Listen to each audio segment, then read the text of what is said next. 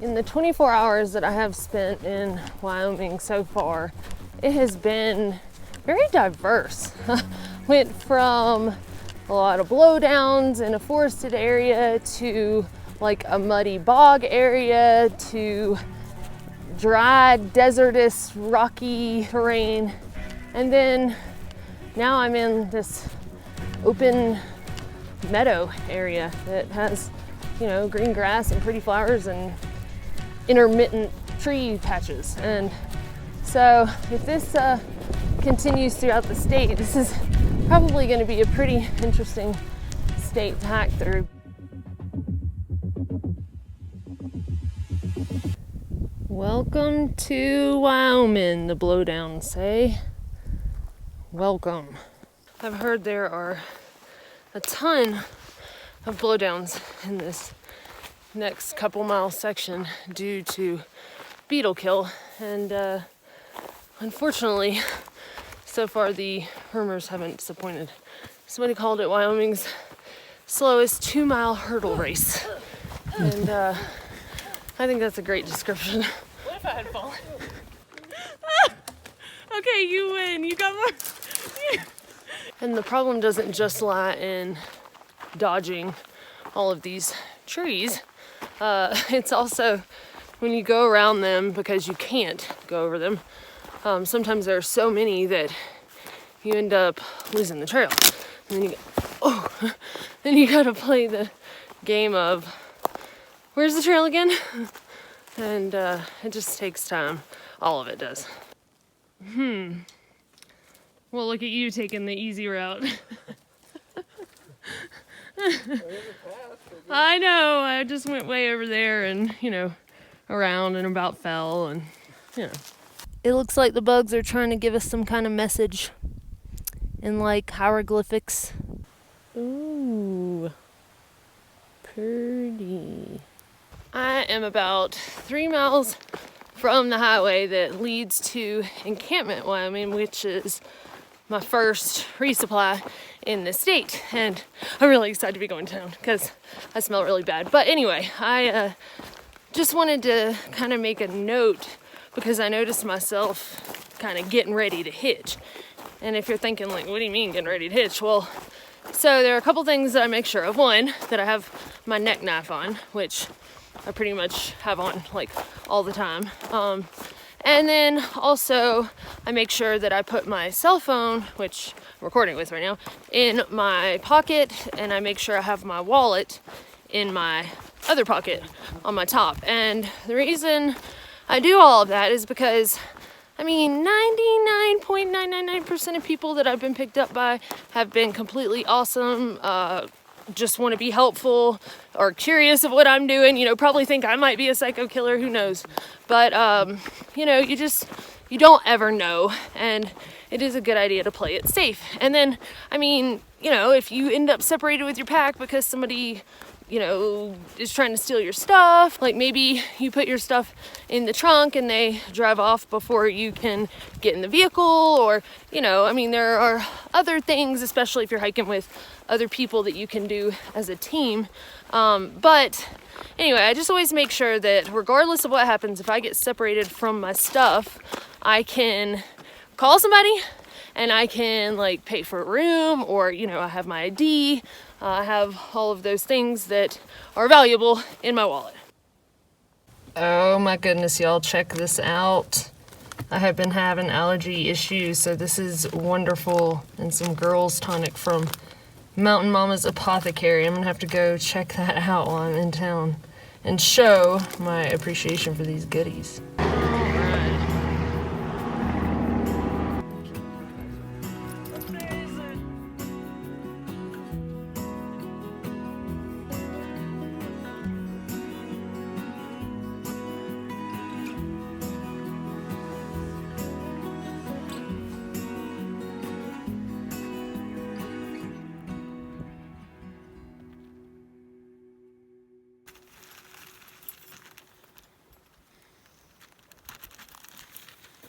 Well, we decided to cowboy camp.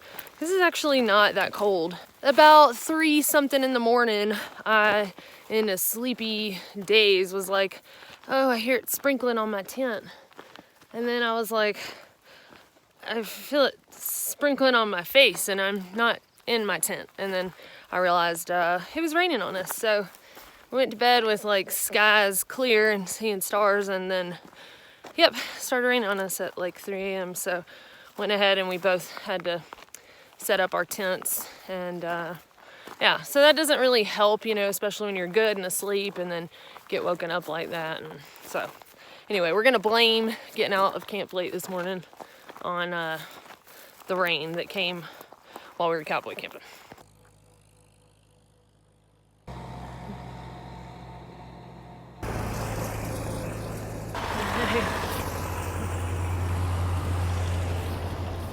We are road walking this morning and actually kind of thankful for these clouds that have rolled in, because this is good road walking weather if you've got to be on the road.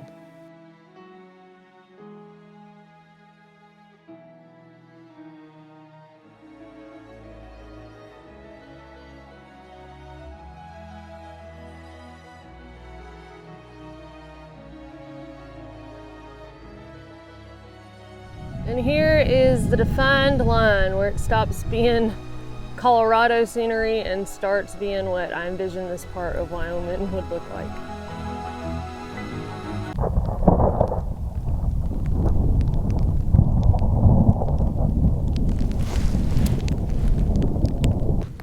Ooh. Thunder sounds kind of serious. Hoping that this little storm is just gonna roll in and then roll on out.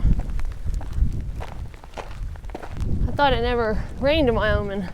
I thought that was just Colorado. As you may or may not be able to tell behind me, there are no trees. There is no tree line. So I just have to kind of keep walking. Just hope that the storm doesn't come. Holy cow.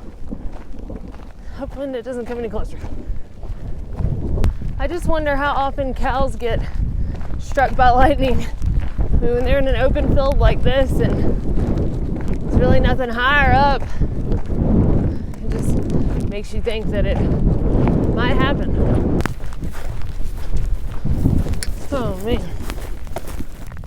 All right, I decided to crouch down in this more or less kind of ditch, because this lightning is coming kind of right overhead and then just behind me back there. Oh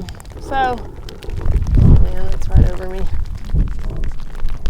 Oh, I thought this was over in Colorado.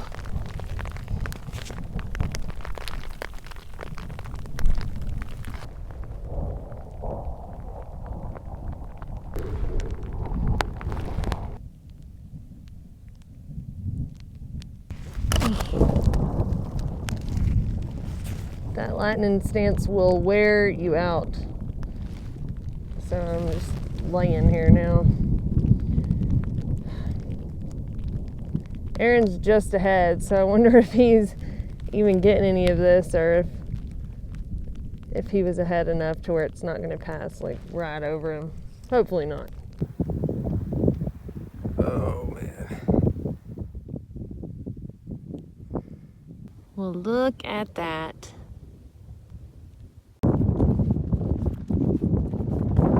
Doing a little night hiking. I haven't caught up with Aaron yet, but I did talk to him and he is okay, survived the thunderstorm. So he is still ahead, and I think we both have in mind getting to town tomorrow evening. So just trying to get these miles knocked out, and I think right now it's about 33 miles to town. Make that 34 miles from here.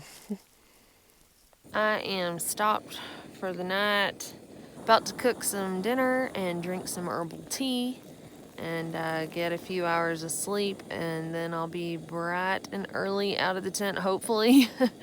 And if I'm estimating right, I think I have about 30 miles or so to town, probably probably right about 30 miles flat. So luckily this is one of those towns that you actually walk into instead of having to worry about getting to a road and hitchhiking.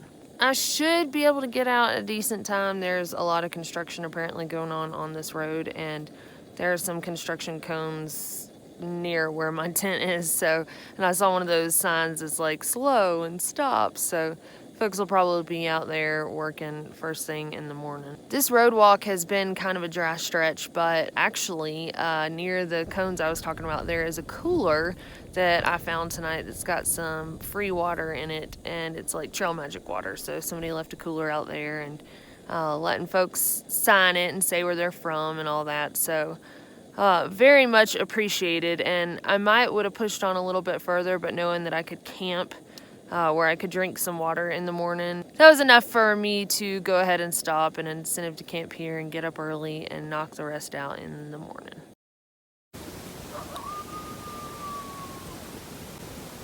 So I guess that's my wake up call. I heard somebody pull up, and I heard them like shuffling around and moving those cones and whatnot around, and get out of my tent and I'm like, good morning. And this nice man named Mike was like, here lady, get some breakfast, you know, and gave me like some monkey bread. And then I'm like, wait, are you the one that puts the cooler out, you know, with water? And he was like, yeah. And then I realized he's, you know, a construction worker. And so I thought it was like a trail angel, you know, somebody separate from the construction folks out here. And surprise, it's actually, you know, a construction worker that has seen hikers come through here and is like, hey, they might want some water. And so he set up the cooler, and this morning he had refreshed it, put more ice on it, and he actually had a big bottle of juice too. So I got some juice and some monkey bread and topped off my water, and so I'm ready to go and knock this 30 or 30 something mile day. I don't know how many it is, but I'm going to town today. This was just a great way to start off the morning, you know, somebody there being supportive, being nice, that just doesn't have to be. It's just amazing. Those fellas back there at that trailer, the construction workers, they were so nice, gave me 2 bottles of water, and chatted with them for a while. And I also got some trail magic from a couple that hiked back in 2015 on the AT and 2017 last year. And so both the years that I did my other through hikes, and I hadn't met them until this year on the CDT, and they're not hiking, they're just trail angeling in the area, and then they're gonna hike it either next year or the one after. But it has been incredible. I do think that these folks, these construction workers out here, probably think that the hikers have just lost their minds, just out of their gourds. And honestly, with this heat and exposure, they might be right.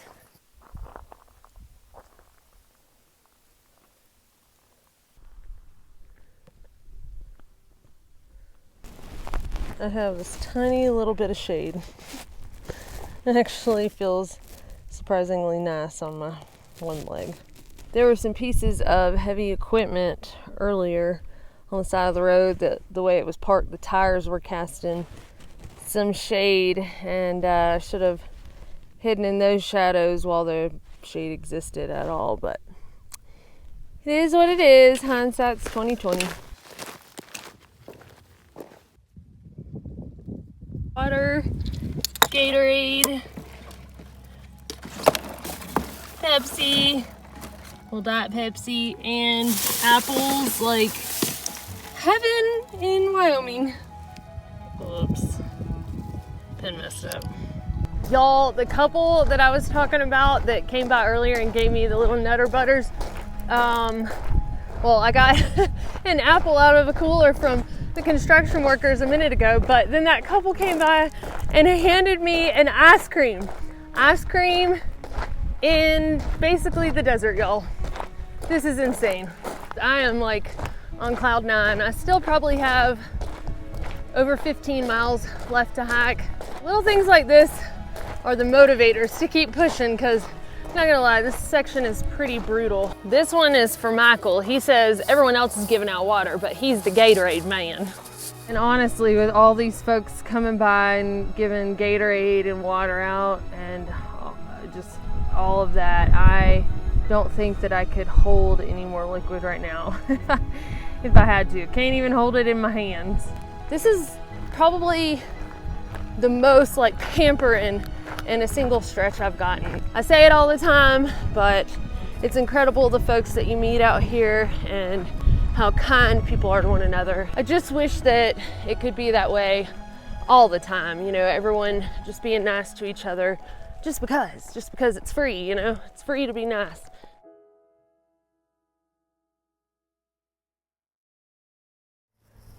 You just hanging out in Rawlins? This is where all the cool deer go? Oh, there's more than one of y'all. Oh, hey. Rocky Mountain oysters. Aaron has never had any. Kind of plain. Like I always imagined.